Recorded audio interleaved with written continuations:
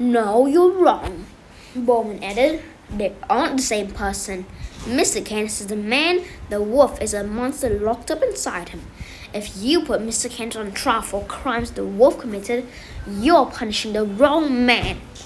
The audience erupted into a babble, but quickly stopped when Judge Hatter tossed his hammer through a window. Fine, let me ask you this, Bluebeard pressed. Would the two of you characterize yourselves as friends of the wolf? Mr. Canis? Well, sure, Bowman said. We're not hanging out at the ice cream parlor together, but I'd say we have a lot of respect for him. We've helped one another in the past, Swinehart explained. Would you say Ernest Hempstead was friends with Mr. Canis?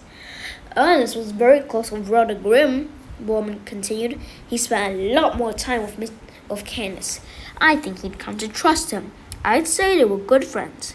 So your missing friend Ernest Hempstead and Mr. Canis were chummy. This Mr. Hempstead is an interesting fellow. He built a house out of straw and was surprised at how easily it was demolished. He also came to befriend a monster that destroys his property and tried to eat him. He sounds very trusting. Bluebeard's turned to face Mr. Canis. Maybe a little too trusting. Tell me, monster, were you truly friends with the pigs, or have you been biding your time, waiting for the day when you could finish the diabolical work you started over huff and a puff? Mr. Canis snarled. Let's face it, Hempstead doesn't sound like the sharpest knife in the drawer. Did you finally see the opportunity to kill the dumbest of the bunch and feast on his bones? Did you kill and eat Mr. Hempstead like you did Little Red Riding Hood's defenseless old grandmother? Objection, Robin Hood said. Mr. Canis is not on trial for killing Mr. Hempstead. There is no proof that Hempstead is even dead. Where's the body? Where's the murder weapon? The murder weapon is the savage teeth on this brute, Bluebeard shouted, and the body is probably slowly digesting his belly. Mr. Canis roared with rage. He swatted at the table in front of him, knocking it against a wall. It crumbled into splinters. A dozen card soldiers appeared and sprang on Canis. They clubbed him with the hilts of their swords, but their blows didn't seem to faze him. Sabrina watched in horror. She had never seen Mr. Canis lose his temper so quickly. He tore into the guards like they were nothing, bellowing savagely. Eventually, reinforcements arrived, and the soldiers managed to drag Canis from the courtroom. Judge Hatter, who had been wildly hammering with his fist, slumped in his chair and wiped his face with his robe. We've heard enough for today. We'll meet back here Tuesday. But Your Honor, Bluebeard said, Tuesday was yesterday. You might be right. When would you like to meet again? Tomorrow? My good man, you're a genius. We can't exactly begin yesterday, can we? No, really, can we? Bluebeard shook his head. Very well, time marches on despite our best efforts. We shall meet tomorrow, John Hatter said. But Your Honor, Little John cried, we haven't had an opportunity to question the witnesses. Unfortunately, the judge ignored the big man's protest and darted out of the room. The Five of Diamonds dismissed the crowd and they began to file out through the double doors. When she left, Sabrina caught Mayor Hart squinting at her. The nasty woman was giggling like an idiot and flashing her yellow and crooked teeth. Better luck tomorrow, she cackled. Sabrina watched Robin Hood deflate. He looked around the court, bewildered and mystified. What just happened? He asked. We got steamrolled, that's what happened, Little John grumbled. The family hadn't been home 10 minutes before there was a knock at the door. When Sabrina answered it, she found Swinehart and Bowman standing on the porch, looking embarrassed. We know you didn't have a choice, Granny said, after Sabrina invited the two men inside. We still feel like we let him down, Swinehart said. I'm sure Mr. Canis knows you were trying to help, Granny assured them. She brought them both tall glasses of iced tea and had them sit at the dining room table while she went in to prepare snacks. This trial is a travesty, Bowman complained. We can't let them get away with this. I don't know how we're going to stop them, Sabrina said. Mayor Hart handpicked the judge, and there are several members of the Scarlet Hand on the jury. Perhaps the two of you might be interested in helping us, Granny said as she entered the dining room with a plate full of roast beef sandwiches along with sauerkraut, pickles, baked beans, and egg salad. Sabrina couldn't believe how normal the lunch was. She was going to have to invite people and more in she was going to have to invite people in more often. Help? Swinehart said as he eyed the sandwiches hungrily. Without defense, Granny said. Today they caught us off guard and we can't let that happen again. I believe the key to our success is preparation. We need to read everything we can about Red Riding Hood, her grandmother, Mr. Candace, and anything else related to crime. Unfortunately, there are hundreds of versions of the Red Riding Hood story. You two have known Candace a lot longer than us, and I think you might be good at weeding out the facts from the fiction. Bowman and Swinehart nodded. We'll do our best, Bowman said, right after we have one of those delicious sandwiches. Granny Rhoda gave the pigs 2 sandwiches each and let them eat as much as they wanted of the other dishes.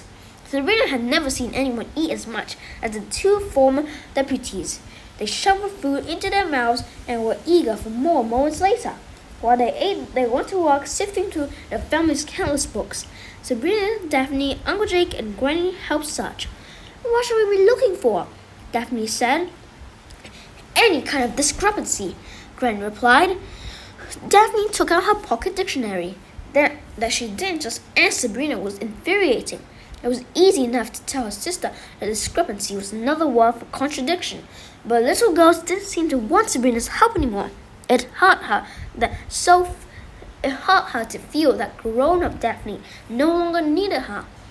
I don't even know what we're supposed to be looking for, Sabrina grumbled as she flipped through the books. It was 600 years ago. Well, we should read them all anyway, Daphne said. Maybe we'll find that there were other eyewitnesses. I think all the eyewitnesses are in the wolf's belly, Sabrina said. Granny flashed her an angry look. The old woman still had not said anything directly to her since they had spat the day before. The group went through as many books as the afternoon would allow, but Sabrina's heart was not in this research. The memory of Candace in the courtroom kept popping into her head. His rage-filled eyes and horrible roar made her shudder. Was there anything human left in her grandmother's friend? And if so, how long could it hold out against the monster? Even more unsettling was her family's lack of worry. What if the wolf were to escape his chains in court, or overpower Nottingham and bust out of the jail? Would he come back to Granny's house? What would the Grimms do if he showed up at their front door? What would they do if he lost his temper with them? It seemed as if she was the only one considering the dark possibilities. While everyone was searching through the books, she managed to catch Bowman and Swinehart in the kitchen, rummaging in the refrigerator for more sandwiches. She carefully closed the kitchen door behind her, making double sure that no one was listening, and turned to the men. Mr. Hampstead is alive, she said. We know, Swinehart said. He wrote us a letter. You know, the next time you folks leave town and want to bring along an ever after, don't hesitate to call. Sorry, Sabrina said. It was a last-minute thing. He also gave us the key. The men shared a nervous look. He didn't tell us that, Bowman said. Has your grandmother retrieved the weapon yet? Sabrina shook her head. No, he gave the key to Daphne and me. He told us not to go get the weapon until we absolutely have to. But the way Mr. Candace is looking, I'd say it's high time. Mr. Hampstead said you two could teach us how to use it. What's to know? Bowman said. It's pretty self-explanatory. Just don't point at anything you don't mean to destroy. Swinehart chuckled. You remember when Ernest aimed it at his new car? I heard they found it in the next county. The pigs burst into laughter, both turning bright red before they got themselves under control. We shouldn't laugh, Bowman said. His insurance premiums went through the roof. Still, we had to try it out before we used it on old Furballs behind. You three were the only ones to beat the wolf, right? Mr. Hamster told us a little, and I've heard others mention it before, but I've never heard exactly what happened, Sabrina asked. Swinehart sighed. Well, before you were born, the wolf marched through this town, terrorizing people, and no one could stop him. Not even your grandpa Basil could control him, and Basil was one of the smartest and toughest human beings I ever met. Naturally, a furry lunatic running around blowing people's houses down is the responsibility of the police department. But there was little we could do. We organized a posse from time to time, got people together to search for his den. I even had a witch fly me over the forest, hoping I would spot him from the air. All of it was a major waste of time. He was too smart and fast, and sadly, the savagery continued. This drove Mayor Charming crazy, Bowman added. He said we looked foolish, and worse, we wasted taxpayer money. He always thought he was the answer to everyone's problems, so he went out looking himself. When we found him a week later, he was hanging upside down from a tree. The wolf had tied him up with his own rope. Charming was humiliated. That explains why Charming and Candace never liked each other, Sabrina said. Bowman nodded. When we cut him down, Charming gave us a mandate. Stop the wolf or stop coming to work. So we put our heads together. We tried to trap him, shoot him with tranquilizer dots, even poison him, but he was always a step ahead of us. Then it dawned on me that the wolf wasn't playing fair. Sure, he was a tough hombre on his own, but he was using this magic weapon too. It made him unstoppable. The second you got close to him, he'd turn it on you and bam, game over. So it seemed obvious to me that we had to get away from him first. Obvious to you, huh? Swinehart said. Fine, we all came up with this idea. Bowman surrendered. The point is, we had to get away from him, and to do that, we had to trick him. We spread the word that old MacDonald was concerned about how big his flock of sheep had gotten. We knew the stories of the wolf and how much he enjoyed eating sheep, so we sat in the barn and waited for him. It wasn't long before he showed up. Unfortunately, we were dressed as sheep. I was going to leave them out the embarrassing part of the story, Bowman growled. Don't candy coat it, Swinehart said. It all turned out okay. Suffice to say it, the wolf never saw us coming. We stormed into the barn. I hit him with a pickup truck. You ran him over? Sabrina gasped. I had to, Swinehart said. He's huge and mean. If I had had a tank, I would have driven over him. Luckily, the truck knocked the wolf off his feet long enough for Hamster to drop from the ceiling and scoop up the weapon. You should have seen it, kid. We were like three fat little ninjas. Hamster swooped down on a rope. Bowman smacked him with a shovel. I gunned the engine. It was a big day for pigs everywhere. And then you turned the weapon on him? Heck no, Bowman said. We ran. Wee, all the way home. Swinehart laughed. We had to. I'd never seen the big guy so mad. We hopped in our squad cars and hightailed it out of there. He chased us all over Fairport Landing before he finally gave up. Bowman grinned from ear to ear. Once we had the weapon, we practiced a few times, destroyed a little property accidentally, and prepared for the big showdown of the furball. The wolf didn't disappoint. He charged into the police station with his teeth and claws, looking to turn us all into pork chops. But that seems to be the end of this video. I think that's going to be our last one for tonight too. Anyways, goodbye.